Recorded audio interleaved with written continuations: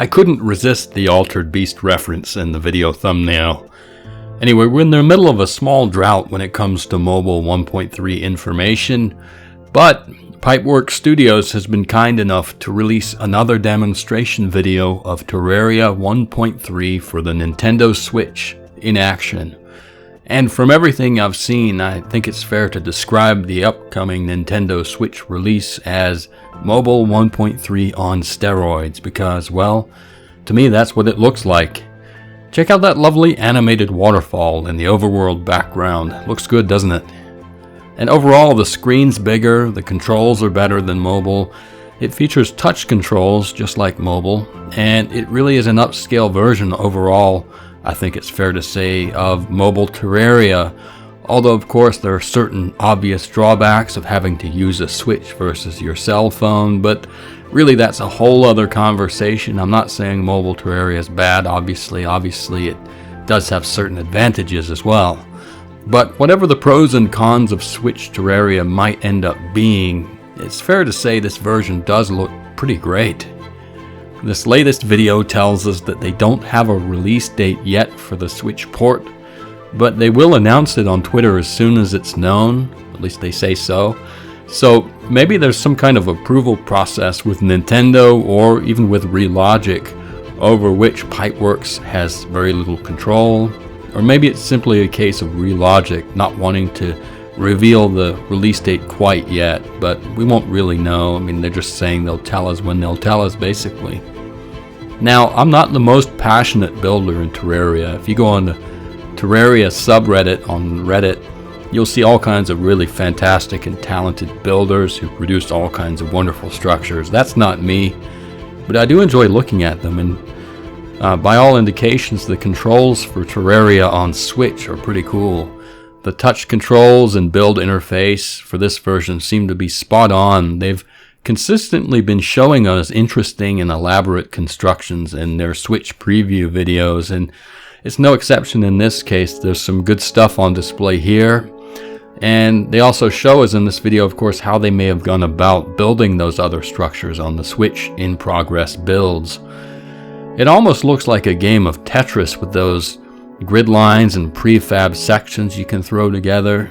And then of course there's also a nice little zoom feature that allows for some detail work as you do your constructions. It's all very thoughtfully done, and I like that it doesn't stay tied to any conventions. As far as I can tell, these build controls for Terraria on Switch are unique to the Switch version. I haven't seen them before. Now, Pipeworks, as you probably know at this point, doesn't make the mobile version. It's a different studio behind that one, and so they've been going about the Switch touch controls from an independent perspective compared to the developer for the mobile version. I'm sure it'll take some getting used to if you've played another version of Terraria, but what they've shown off in this video does seem to be an effective set of tools for the aspiring Terraria creator. So that's good.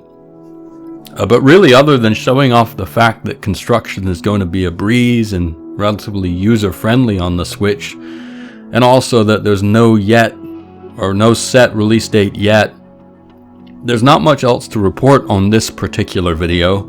Liz Lambert, who you see talking in the video from Pipeworks Studios, is flying solo this time, so with any luck that means her usual companion Zach Solinsky is busy putting the finishing touches on Terraria for the Switch. If you're interested in watching this entire original video, complete with Liz's audio, I'll be sure to link to it in the video description below. I have to say that the more I see of Terraria for the Switch, the more it looks like undocked mode is absolutely what this game is going to be designed for. I will throw in one exception though, and that's boss fights. Terraria, as you know, has some tricky boss fights, and having played a lot of Hollow Knight on the Switch, I always felt with that it was more comfortable in tricky situations playing in docked mode with the larger TV screen and the narrower space between your hands. The way you hold your Joy-Cons on the mobile version just felt a little harder on the player in terms of finesse controls and split-second movements. Maybe that was just me, but with all that being said, most of the time if I do end up buying this Switch version of Terraria, I do intend to play it in undocked mode. so that I can take full advantage of all these neat touch features they're showing off. Anyway, now that we're into June, I do expect a flurry of Terraria and maybe overall Relogic news in the coming days, with the arrival of the 2019 E3 Expo, which is this weekend, and bleeding into next week as well. There's always a chance they're going to announce a new franchise or a sequel. They did hint that something big was coming, and that's going to be announced at the PC Gaming Show at this year's E3.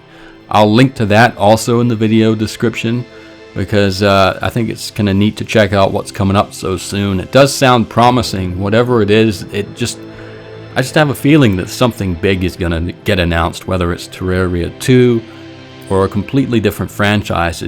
My spider sense is telling me that they're up to something, but hopefully, because it will be interesting to see what they have up their sleeve.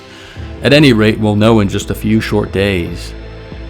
And as always, check into this channel for updates as they get released, whether it's for Switch, Mobile 1.3, anything. I'll try to keep all of you up to date. Thanks for staying tuned, and I will see you all again soon.